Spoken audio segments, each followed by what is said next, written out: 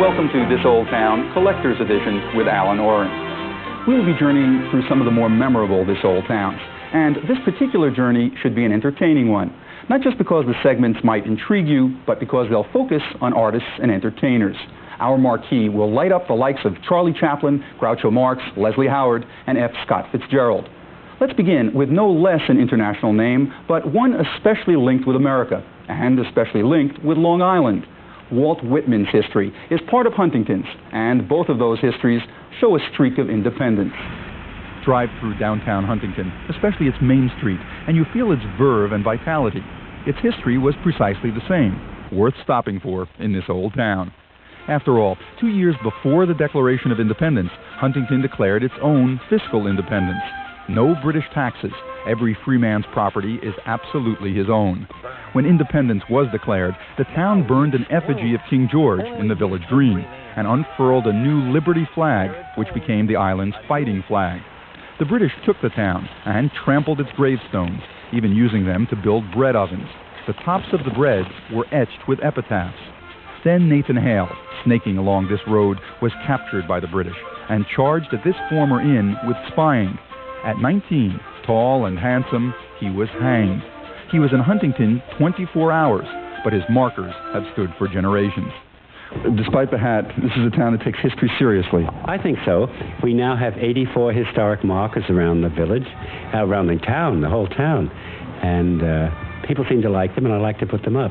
Also standing for generations is a poet's birthplace since the 1800s. Walter Whitman Sr., a carpenter, built this house. Father, Walt Whitman later wrote, strong, self-sufficient, manly, mean. The son was rocked in this room and rocked back to it in later years. Oh, to go back to the place where I was born, he wrote, to ramble about the house and barn. At 19, he became a publisher, creating the Long Islander in a building that still houses it. I bought a good horse and every week went all around serving my papers. I never had happier jaunts. Later came the happy jaunt known as Leaves of Grass. This was a first edition. The shores of this bay, he wrote about Long Island, are woven all through Leaves of Grass. And when he died at 72, he was the world's good gray poet. Infancy, childhood, youth, and manhood, he wrote, were all passed on Long Island, which I sometimes feel as if I've incorporated. In sum, one of Whitman's most famous lines about Long Island. Isle of sweet brooks of drinking water, healthy air and soil, isle of the salty shore and breeze and brine. A poetic tribute to Long Island and to Huntington, now 339 years old. And from the world of words to the world of images, the moving images of film. Back when those images were silent, and even a few years after that, after sound, the major site of American filmmaking was on Long Island. Believe it or not, Bayshore was Hollywood before there was Hollywood. Holly Rock was one of the marquees in recent Bayshore, but Hollywood, among other bits of glamour, graces the past of this old town. Long before Hollywood, though, Sacticos Manor was the meeting place of notables. In colonial times, owner Isaac Thompson was a royal magistrate, but came the Revolution. British soldiers shot at him, leaving the mark of the miss on his stairs. In the 1800s, it was Julia Gardner's home before she became President John Tyler's wife. It was here she scandalized society by posing for a store ad as the Rose of Long Island. And speaking of presidents, yes, Washington slept here, and the Kennedys visited here. But perhaps fame came most fully, if fleetingly, to this three-story building. In it, Bayshore became Hollywood before Hollywood. The Vitagraph Studios, pioneers of silent film, started in Brooklyn, then found it was too urban. They sought location shooting before it was called that. So they opened a Bayshore studio where the black box was cranked for 7 years, with desert shots at the beach and western shots on the plains.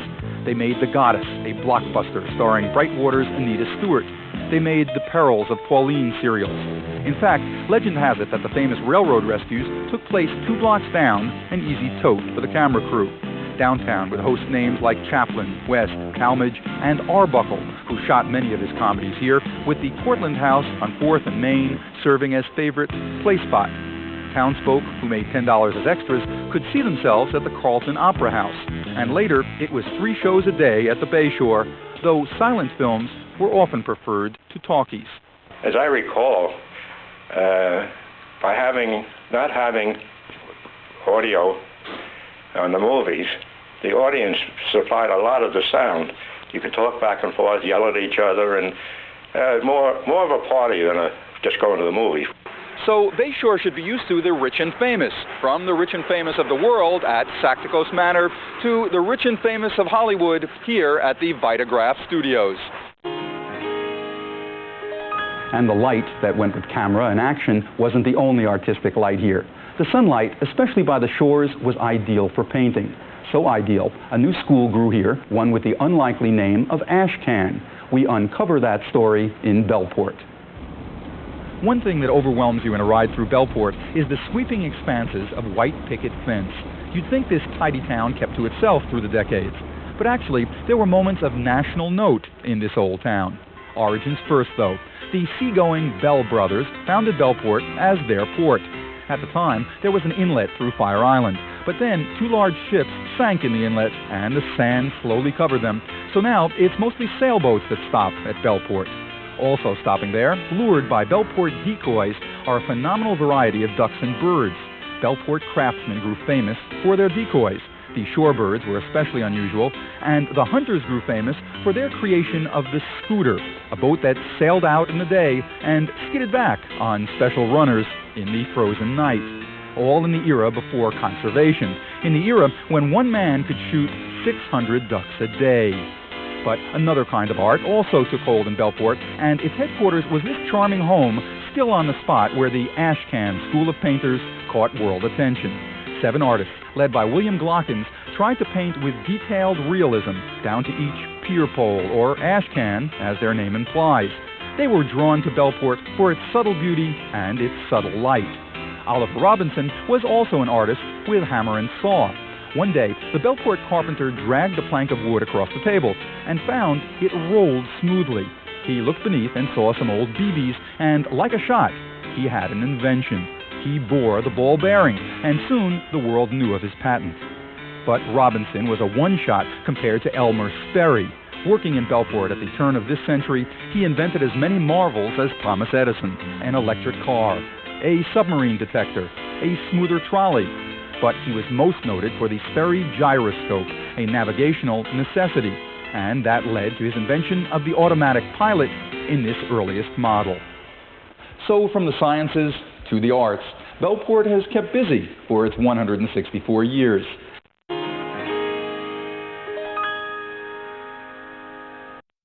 And we will be back with more arts, though no science, after this break. Think of it as That's Entertainment, Long Island Entertainment, Part 2. See you then.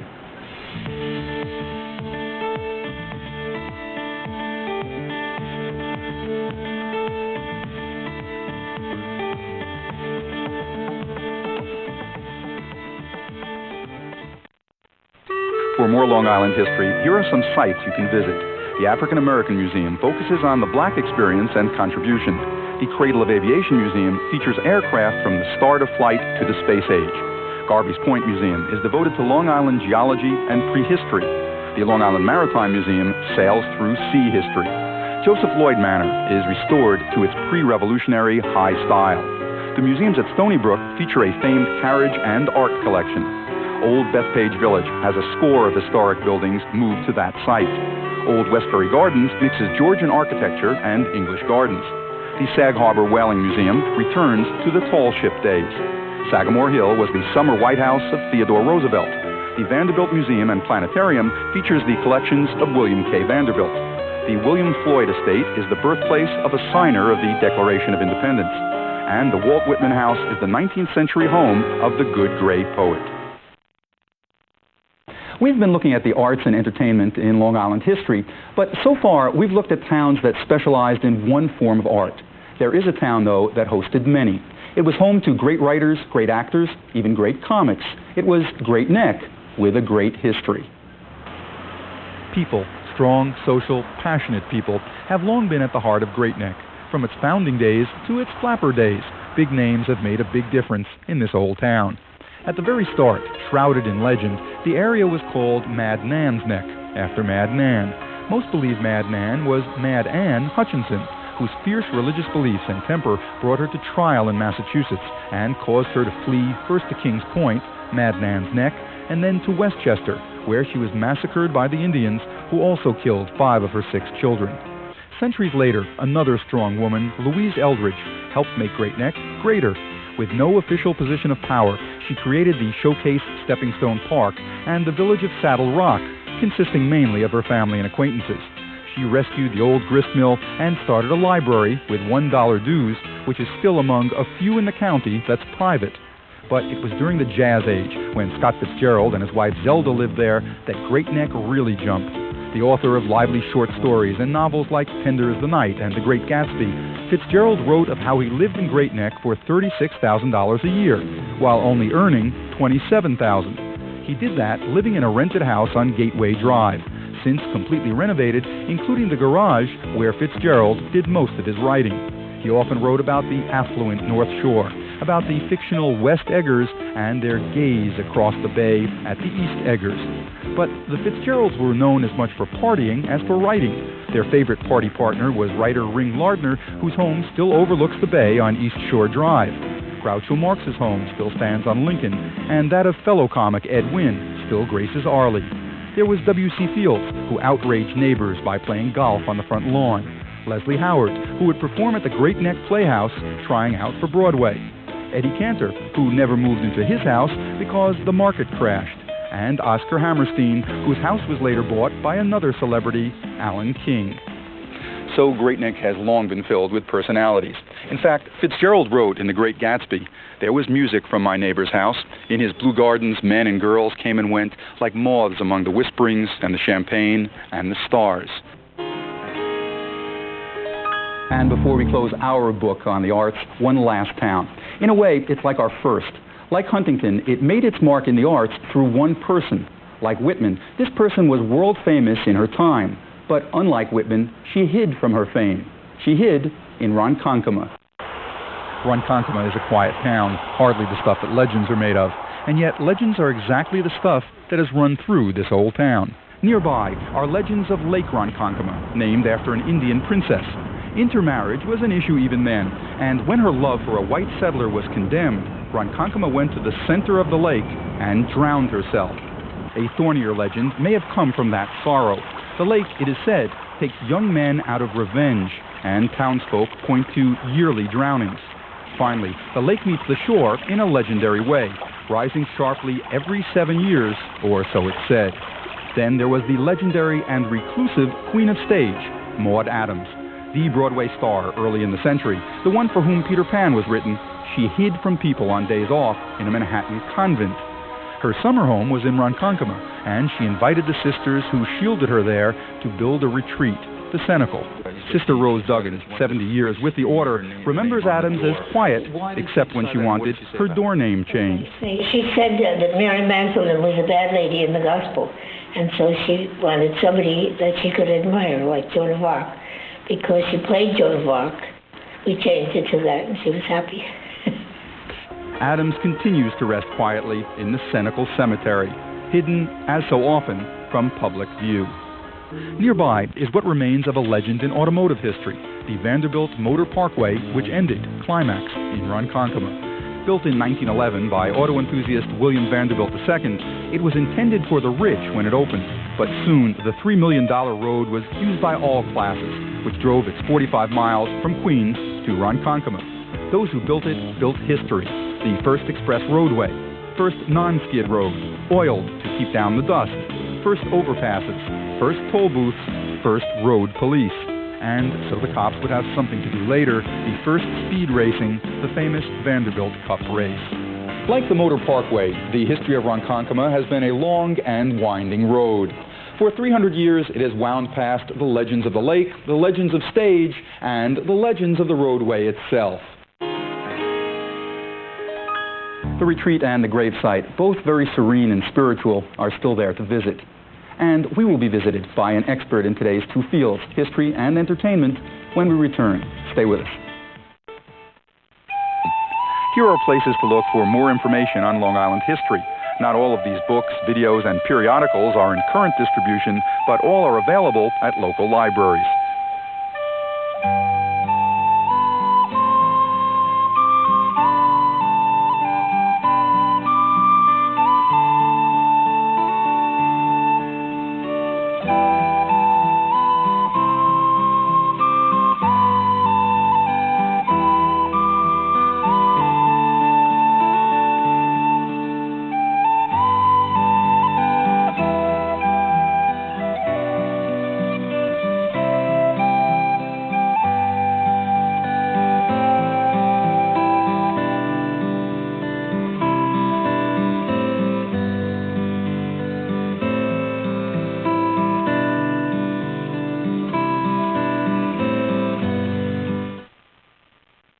We have been exploring, however artfully and entertainingly, the artists and entertainers of Long Island. And to give us a new perspective on the old, we are joined by Laura Chauffeur, who is editor of The Art Scene, and that is a bi-monthly publication that focuses on just those subjects. Laura, let me begin by, I guess, admitting that just 5 segments is not going to cover all the art history on Long Island. No, it will not. There's quite a bit to cover, yes. There certainly is, and I guess one area that stands out is among the visual artists. William Sidney Mount, for example, we didn't talk about. Right. He's in the Metropolitan Museum. That's right. And then there's that whole East Hampton art scene. De Kooning, Krasner, for example, among Jackson many Pollock, others. etc. Talk about that a little bit. The East Hampton, the Hampton area, is an area that has a very long and varied history in the arts. Although it mostly came to prominence after this, I'd say after 1950, the second half of the 20th century, where a lot of artists could no longer come to Nassau County or further in towards the city, and they needed an area to be a retreat. The southern eastern end of the island is also known for its beautiful scenery, and I'm told by many fine artists the quality of its light. Now, artists in general are rather independent sorts. I don't think they enjoy organizations. Not on the at other all. hand, we had some social clubs that were formed by artists on the island. In St. James, for example, Right. and in Freeport. How Yes. successful were those? How did they work? Well, the one in Freeport was particularly successful. It was formed in 1916.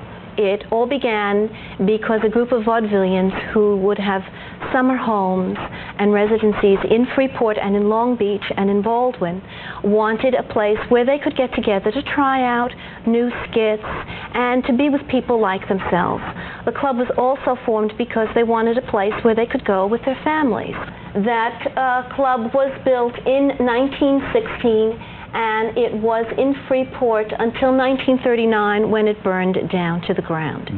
Now this is the Werner Troupe, and they were a very well-known vaudevillian group who performed all over the New York area. They did try out many of their new routines at the Lights Club. It was not uncommon on a Saturday night for a lot of people who had been performing in the city to take the trolley, because there was a trolley, or their motor cars out to Freeport and perform. So on any particular Saturday night, no one knew who was going to show up at the Lights Club. It could be anyone. It could be W.C. Fields, Al Jolson, even Will Rogers. Now, how did the neighbors, how did the Long Islanders themselves, the natives, respond to these kind of shall we call them, intrusions at times? I mean, you had W.C. Fields playing golf on his front lawn. That's right. Were there other of those kinds of intrusions, and how did the neighbors react to this kind of moral climate? Well, not so much in Freeport, but in Long Beach, in looking at some of the older newspaper clippings, you'll notice that there are little dispersions made about what had gone on. In particular, one of the more famous residents who had lived in Long Beach at the time, this is in the 20s, the early part of the 20s, was Florence Sickfield. And he had many of his amours come to stay with him in his home. And the Follies girls. A lot of the Follies girls.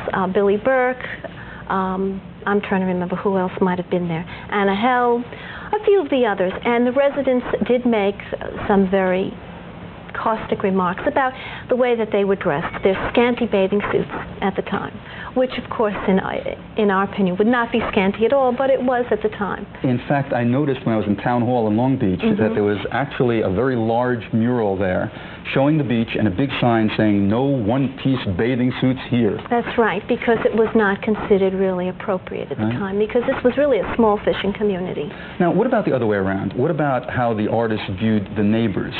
For example, did they at times use the neighbors as sources for their work?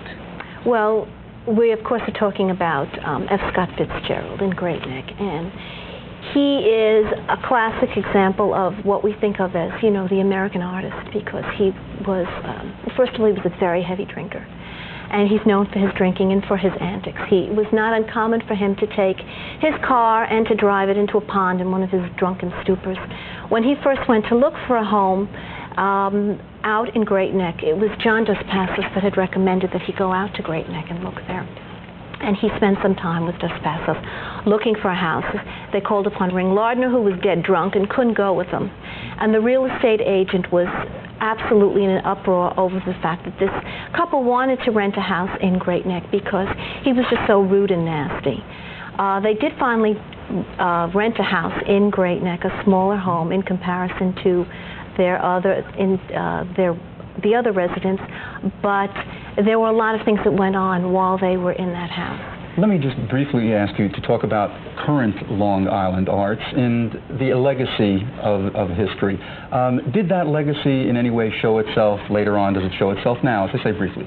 Well, let's say that in the very early part of the century, most of the artists came from the city, and they were looking for a place to come as a retreat. It was very countrified out here.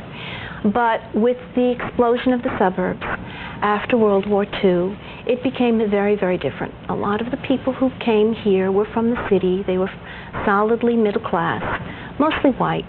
And what happened was they wanted to bring some of the cultural amenities that they would have from the city back out here to Long Island.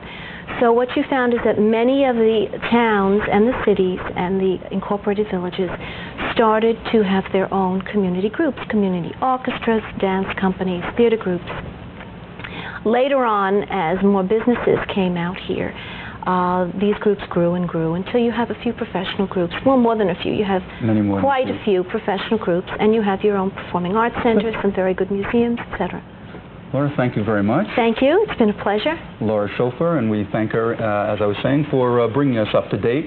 We also thank our old towns and our old entertainers for keeping us out of date, and our thanks to those who helped create this Old Town Collector's Edition.